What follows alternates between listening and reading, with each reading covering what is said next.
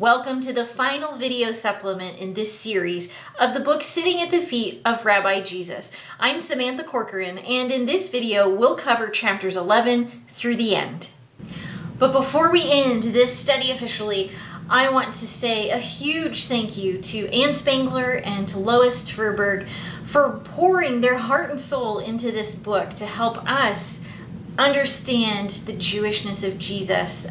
Starting in chapter 11, in the section Discovering Torah, the authors describe Simchat Torah, which is an amazing celebration at the very end of a yearly reading cycle. Every year, Jews around the world follow the same Bible reading schedule as they make their way from Genesis to Deuteronomy through the Torah. And at the end of the fall festival of Sukkot, which you remember is the Feast of Tabernacles, they have a ceremony where they take the scroll, the Torah scroll, and they roll it backwards. They rewind like you would an old VHS tape in a way, and they roll it back to the beginning of Genesis to start a new year of Torah reading. Now, if you've ever gone to New York City or even been to Israel, you may have noticed tassels like these. And the authors have a great section called The Meaning of the Tassels, or fringe, you may have heard it called.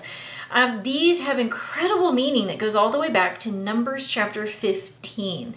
And if you'll notice up close, they are not just tassels. They have a specific number of knots in a specific sequence. The total number of knots equals 613, which is the number of laws that God gave his people in the Hebrew Bible. If you watch the Chosen TV show, they recently had a scene in their season 3 of the woman who reached out and touched Jesus's hem, which we know would have had these tassels on it.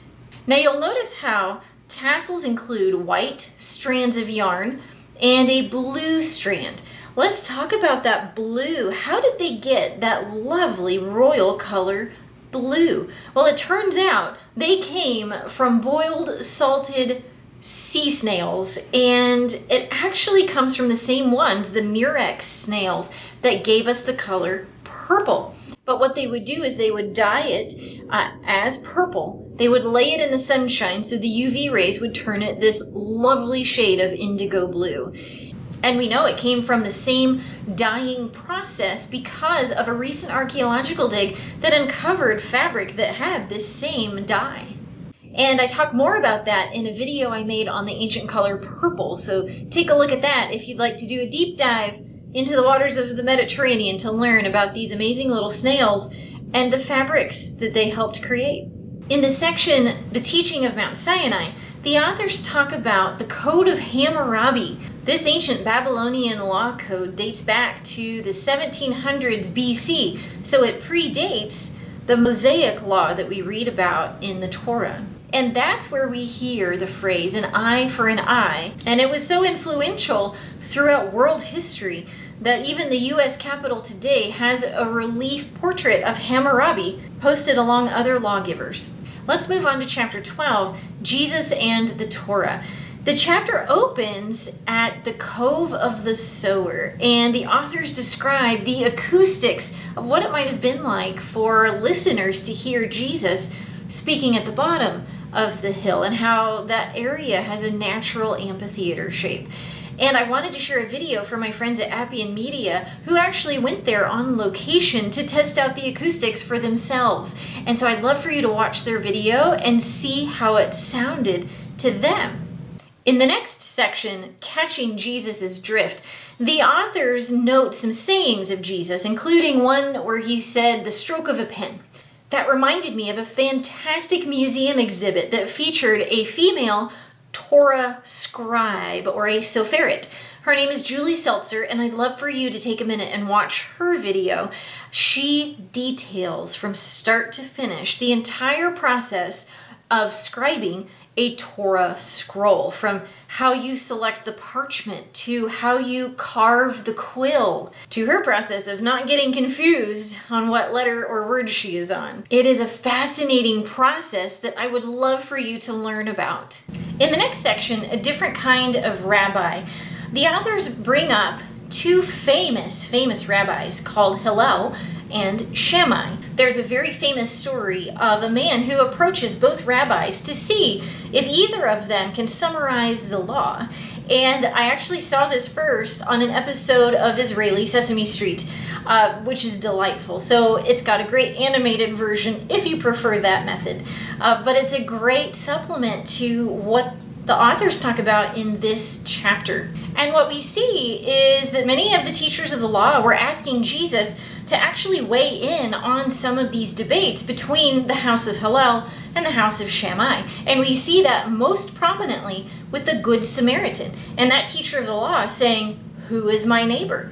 That was a real debate between the disciples of Hillel and Shammai, trying to duke it out and see who really is my neighbor. Let's move on to chapter 13, the mysterious kingdom of God. If you've read through any of Jesus' parables, you know he refers to the kingdom of heaven quite frequently, comparing it to different everyday objects or animals or plants. And if you haven't checked out my video on parables, I have a whole playlist linked above. Go take a look. We dive into many of his famous parables and what they really meant to Jewish listeners. So the authors continue this discussion for the next several sections, including in this section, a different kind of kingdom. The Bible Project has a fantastic video that explains the phrase kingdom of heaven, and it begins with Genesis and goes all the way through to Jesus to show the larger picture that shows how Jesus is the fulfillment of God's plan. And finally, we've reached the last chapter of our book. Chapter 14, becoming a true disciple of our Jewish Lord.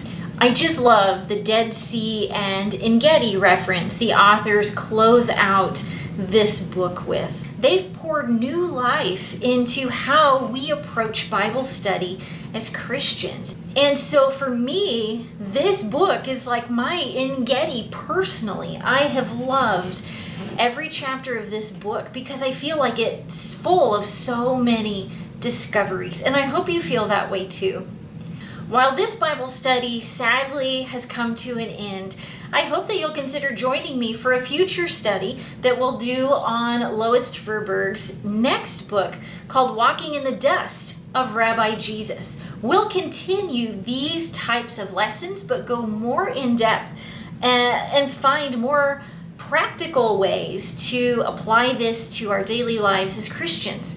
So we'll dig deeper into the Jewish texts and discipleship methods and all of those things following Lois's next book, Walking in the Dust of Rabbi Jesus. So I hope you'll come back to my channel. We'll start this probably in the fall, a couple months from now, and I'm excited to do this with you again.